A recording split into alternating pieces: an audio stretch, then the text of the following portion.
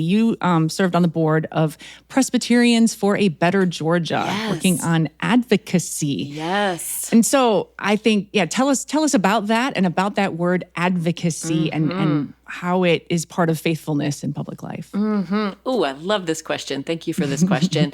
Advocacy is not a tricky word for lawyers. It is the job, right? You are literally voicing the word voice. The root for voice is in the word advocate. You are speaking for someone, and that is what you're preparing to do. You're always committed to doing that zealously.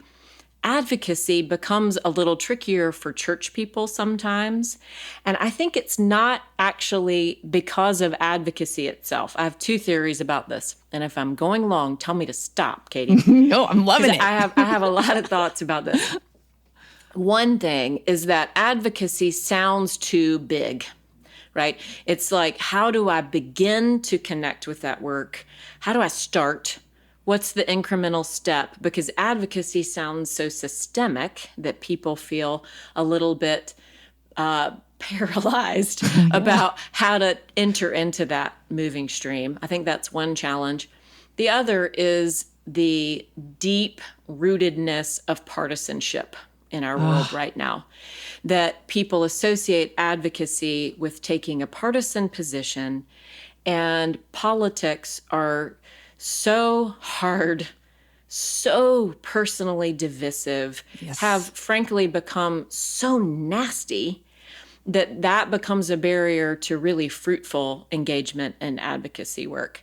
And that's actually part of why Presbyterians for a Better Georgia exists.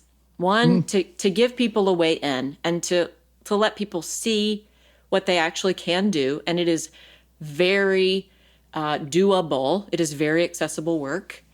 And two, to try to break down some of that wall that is now up between us, between people and families, between people and churches, between neighbors, and to remind us that the goal of our systems, the goal of our legislative process, is for the good of all, right? Yes. It is not meant to create benefit for some and lack or punishment for others. And so in order to do advocacy, you have to get past that partisanship. You have to work with people who might have voted differently, who might see an issue differently, who might agree with you about the outcome that's a goal, but not how to get there. And it is really a fertile training ground for breaking down some of this partisanship stuff that's overlaying all of our lives right now. And PBG is a facilitator. So we do take positions and we advocate for particular legislation.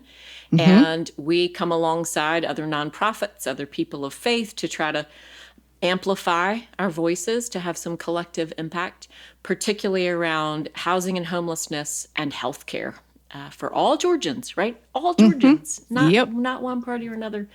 And we give people the tools to do that with us as they relate to housing and healthcare, but also just teach people how to advocate. So if there's something else you're really passionate about, you have some very immediate steps you can take.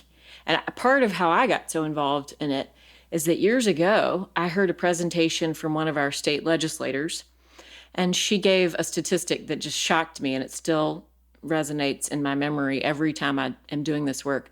She said she rarely hears from any constituents at all about anything. And that if she gets 5 points of contact from constituents, just 5, that is enough for her to realize this is an issue that's really going to matter to my constituents, and I'm going to drill down on this, and I'm going to pay attention and speak up about this.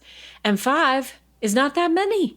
No. Right? We're already 2 on this call. We'll recruit 3 friends, and we can bump up awareness about something. The state legislature is just such a mass of information that has to be taken in all the time. So if 5 people are enough for something to become a priority, that's why we're going to gather people and talk about whatever is coming up for our state. That is the most fantastic practical theological understanding I've ever heard of advocacy. And and to hear it in a moment now when there's such muddle about what it means to be faithful and to act in the civic sphere, right, in a moment when like, oh, that's so dangerous, and there's like 10 reasons why that's being done in all kinds of ways that are but like advocacy feels different. And to remember that advocacy isn't just my thing now, but that it's advocating for people. Yes. Yes, and there's an interesting thing that happens for people of faith, a disconnect. And I don't totally know why this happens. I have some guesses, but so many people of faith would feel totally comfortable helping a person, right? We've read Matthew 25. We understand that people need, if they are hungry, we're to feed them. If they are thirsty, we're to give them drink. If they're estranged, we're to welcome them.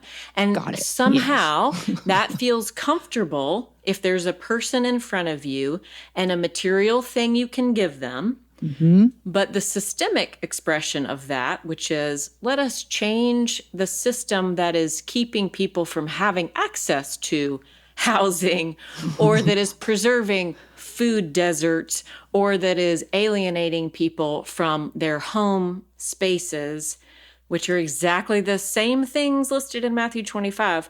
Somehow the system level really scares people or makes them think they're going to offend somebody, right? To your point about the politically active, yikes, can't do that. Church should just stay out of it.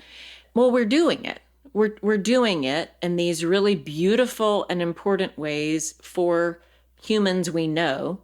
And the logical step is, let's do it for humans we don't know yet.